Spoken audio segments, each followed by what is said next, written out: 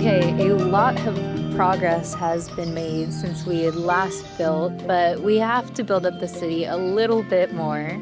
So I had this idea for kind of a food stall that's happening in this empty corner based off of this one photo I saw from Cowboy Bebop. And I think I'm gonna start filling in this kind of tarp with a bunch of seating. But I need materials first. So we're gonna go to our trusty cow, and I think I have to make some cardboard for the top part of the tarp. I'm kind of going for a brown tarp as opposed to like a blue or a green. And I think it fits in with the color scheme of the city just a little bit more than something bright blue. We've also had this massive gas station and hotel pop up at the side thanks to Tote, which is starting to fill out the city really, really quickly. We had another building crop up in the middle of this video that also fills in a very large part of the city. But let's get started. So here's part of that tarp tent area that I was talking about, and I kind of wanted this to just be a warm-up build for the day. So getting into building again after taking a little bit of a break and moving literally entirely across the country. So I'm setting up the seating area to kind of resemble benches and just adding in some small decorations just to fill out this empty space before I build pretty much right next to it. I added these candles, and then I went ahead and I added jungle saplings, I think, or maybe it was bamboo to the tables also to just fill it out. I always have to gather more stuff in between all of the building, so let me grab the saplings. And I think I'm gonna get a few more stuff to get my building started at the side of it.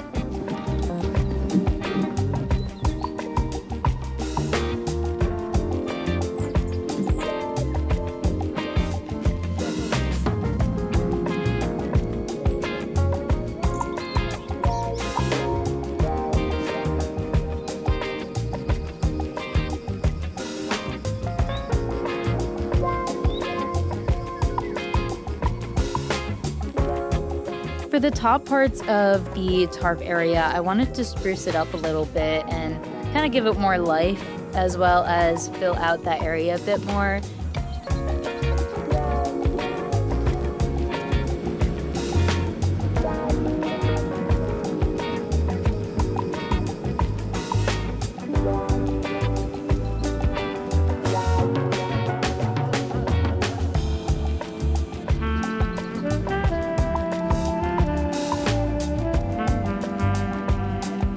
Kind of lacking some green, especially with the acacia building behind, so I thought it would be a good fit to add azalea and a little bit of the leftover pale oak leaves we have.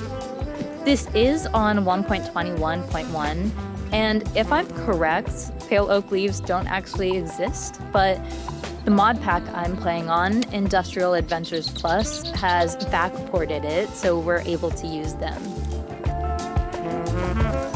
So I found this one inspiration pic that was of a massive copper factory, and I was really impressed by the scale and the size of this inspiration photo. But more than that, I was zooming in around the photo and I noticed a ton of small details that I was really surprised by. I think a lot of people tend to notice the very large center point, but the smaller sides and the framing of the photo was honestly a lot more interesting to me and added a lot more to the storytelling and the build of the city overall.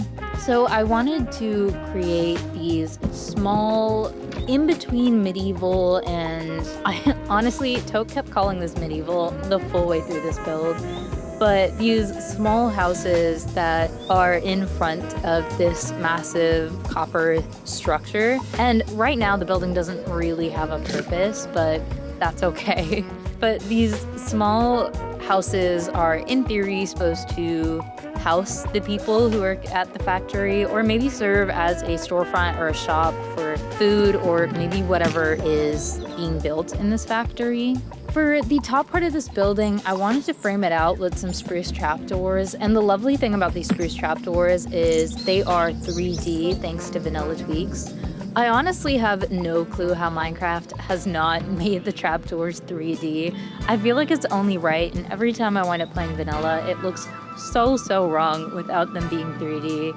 I'm also adding a lot of smaller details at the ground level so that it's not so much of a massive building when you're walking up to the front. So one of my favorite tricks is layering stuff with gray glass panes.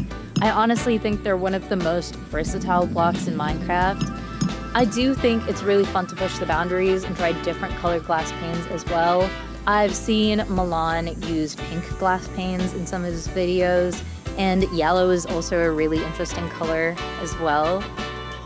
But adding AC units and buttons, a bunch of chimney stacks, some awning in different locations is all part of what makes a city build feel more on the human scale and less on a large monolithic scale.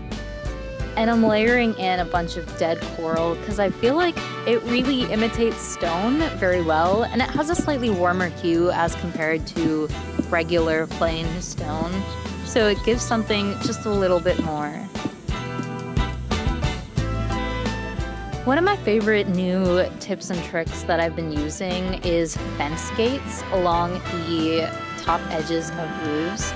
I don't know what it is about fence gates, but open is such a good use of rafters and detailing roofs in a way that you typically see in real life, but not so typically see in Minecraft.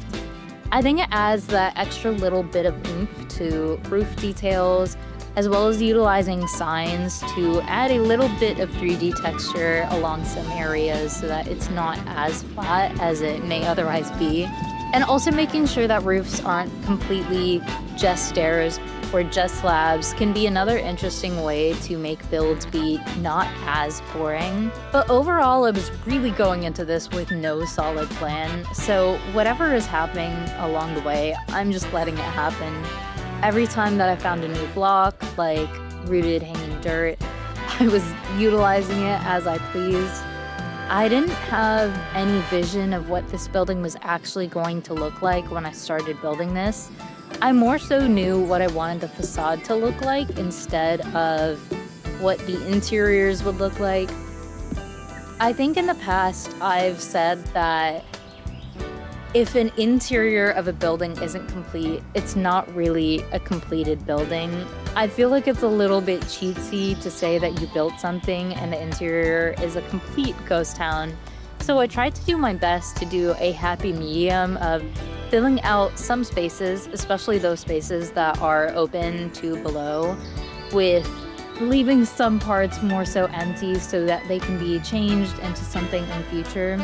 As well, because we have Create, and Create allows for a lot of contraptions and machinery to be put in buildings. The white building behind me that has the gas station on the other side is its own farm. I believe it is one of the Create farms where you can turn cobblestone into gravel, flint, and iron. Or maybe it's turning stone into cobblestone with iron, but it does supply us with a decent amount of iron. And the entirety of the building inside is pretty much a shell. So to combat that, I've made a little bit of a kitchen to cozy up this area. And then on the upper story, which I have not shown, I placed a bed to serve as my temporary spawn point while building all of this.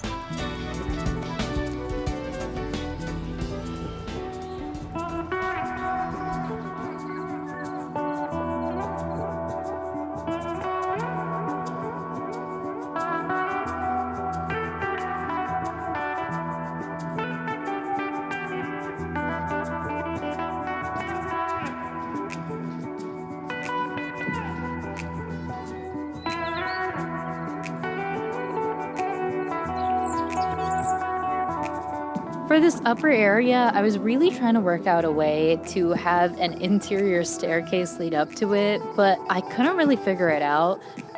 And eventually, I kind of just decided that it makes sense that this would be a shop on this little alley, and maybe there is not any way to reach the shop from the interior. Maybe it is an exterior kind of aspect of the building.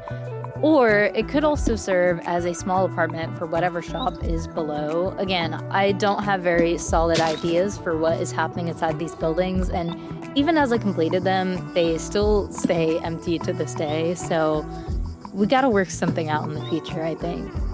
But I think the metal catwalk stairs are a really good way of adding some bit of industrial and bit of cyberpunk into the building, where you wouldn't otherwise be able to do that with a native Minecraft block. And I think they're so much more lightweight looking as compared to Minecraft stairs. All of the balconies that I had on the exterior were also different shapes and different heights, and I really wanted them to display this like multi-level urban architecture. But Aqua and Tote were helping me work out this doorway, because originally this doorway was not functional and you couldn't even see through it from this upper area. So we added in copycat blocks to help frame out the doorway a little bit better.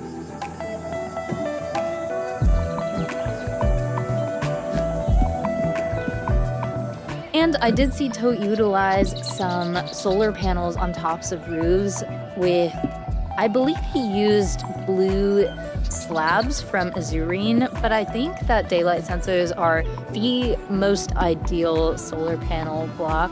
I think even when I was like 12 years old building in Minecraft, I still use daylight sensors as solar panels. And with Create, you can angle them with a little bit of a handheld turning contraption. And I think it works out really well to not make the roofs as boring or as repetitive. So a very fun part about this mod pack is it is largely created for Create Aeronautics. And because of that, that means we're on NeoForge. And a lot of our mods have been ported in order for it to work and for us to have our basic comforts that we're used to with this mod pack. However, that has also led it to be quite decently glitchy. For some reason, Voxy anyways doesn't really like my laptop, but it especially does not like it this time around with NeoForge. So there's a lot of glitching happening in the background. Another fun thing that I don't think as many people know about is my laptop can't really, yes, I do play on a laptop. My laptop can't really film in first person, like filming as I go. So I have to film everything with the replay mod and then re-render it in retrospect. I think my FPS is just a little bit too low to play just as is, and I think I really want shaders in my videos. That adds to that cinematic touch. So I struggle with NeoForge and Reforged Play, which is the NeoForge port for the replay mod. And that has led me to take forever on videos, which is honestly a little bit disappointing. That's why my videos take so long to get out and are honestly quite a bit buggy in the background. I think this clip alone took around 11 hours to render. I have diced them up, so it's not just this time lapse, but 11 hours times like 7 clips that I made are a decent amount of hours and time sunk into this video, so I really appreciate any support.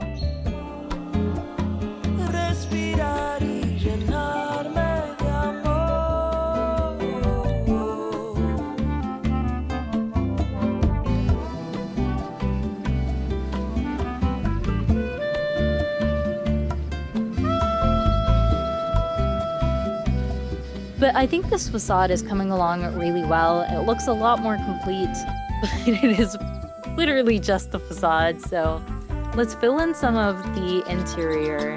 And in order to complete the other side of the building, I need a little bit more oxidized copper. Aqua's done me a favor by creating this conduit contraption that allows copper to rapidly oxidize. I don't know what it is. Actually, I do know what it is. I think we've ported different copper blocks all the way back to 1.20, 1.1, which is the reason why copper is not oxidizing at its normal speed. Normally, you should just be able to place copper, I think it is 3 blocks apart, and it oxidizes rather quickly than it does on a full entire building, but instead I had to sit here for around 20 minutes and oxidize like 5 or 6 stacks of copper in order to finish the other sides of the buildings.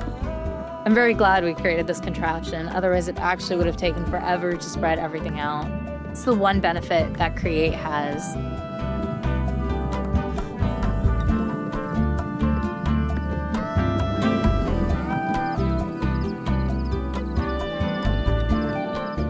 But let's go back and finish off the build.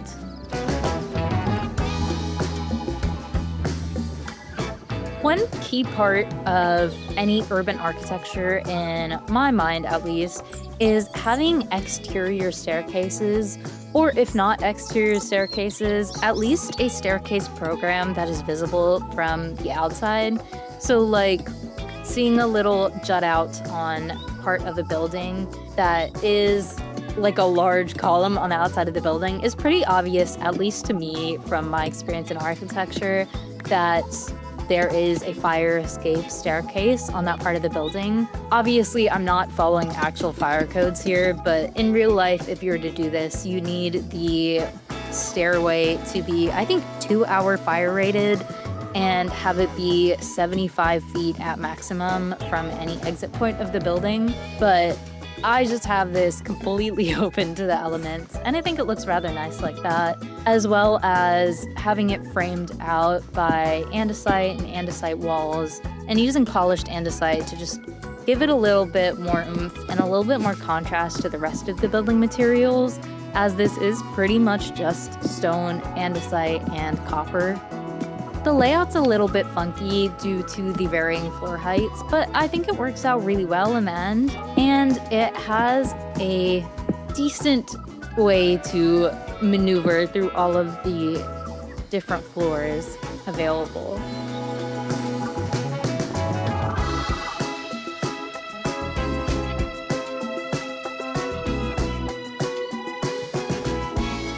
I also wanted to add some railings with chains and these industrial iron trapdoors. I'm honestly really loving the look of these industrial iron trapdoors, and I wish that they were 3D like Vanilla Twigs makes them. But they kind of look like drain covers in my opinion. It is a very industrial look, as the name suggests, but the dark color really contrasts in a way that straight up iron doesn't offer. In my opinion, iron is entirely too bright to use for a build like this. And none of the wood trapdoors fit this use case. I think it would be a little bit odd if it was oak trapdoors, although I will say oak trapdoors would offer a little bit more contrast to the build overall.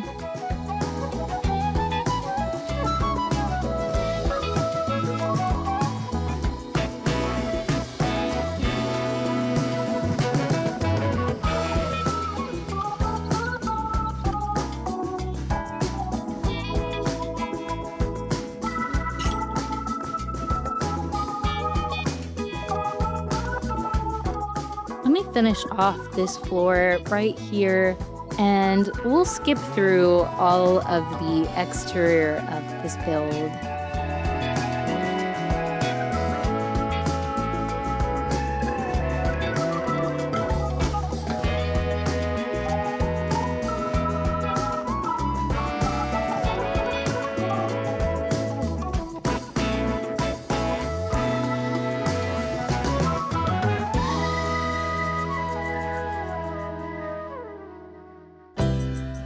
Okay, now that the exterior of the build is done, I've added a few encased fans to add a little bit more of an AC look and give it some animation, as well as used immersive paintings to kind of look like billboard advertisements, as I feel like that is a very prominent feature of any urban architecture.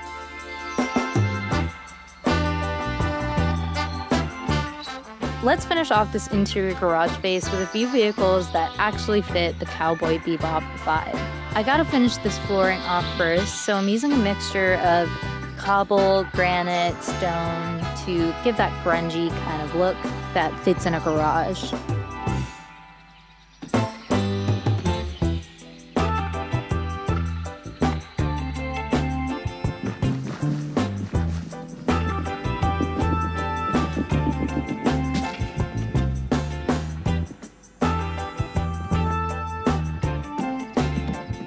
Okay, now that that is done, let's fill up this garage space a little bit more.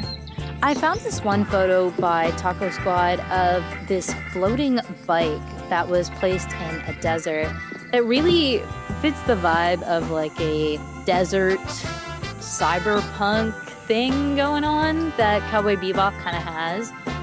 I think this specific build kind of fits the vibe of, I think it's Azalea or Azala City a little bit more so than Asteroid Blues, which takes place on Mars, if I'm correct.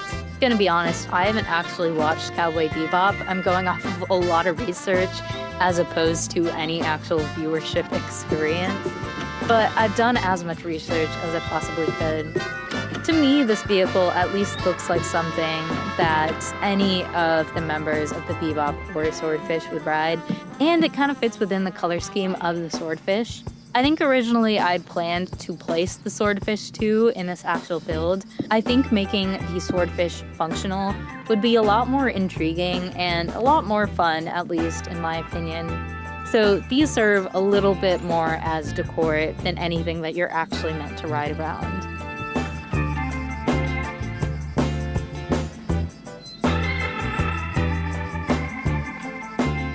I also added this Range Rover as a desert vehicle, kind of like an exploration vehicle, and I'm really liking the way that this is looking, especially with shaders. The sea lanterns as lights actually function, and the roof rack looks pretty complete with andesite tabletops.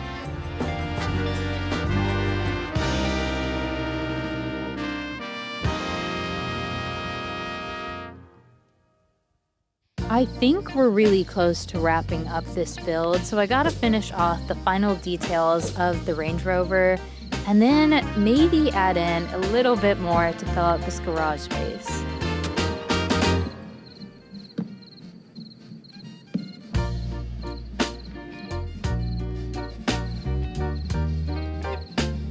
That's looking pretty good. Let me add a motor to the front of this car. I think it'll tie it together a little bit better and maybe make the hood a little less flat. There we go.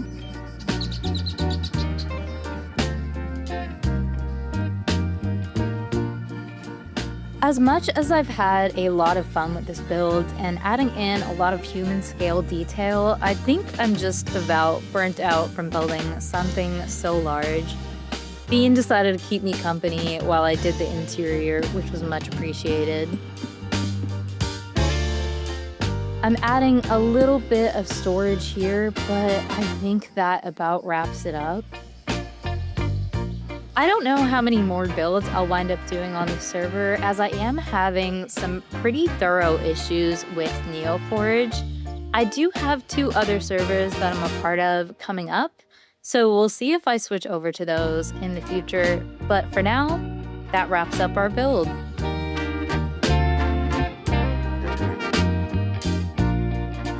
Always carrying that oh so heavy load.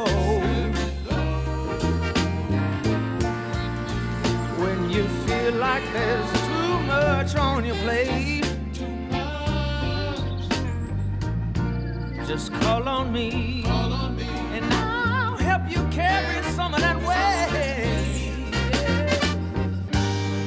I wanna make you understand, let you know that there's always a helping hand, 'cause I know we can make it, yeah we can make it if we try.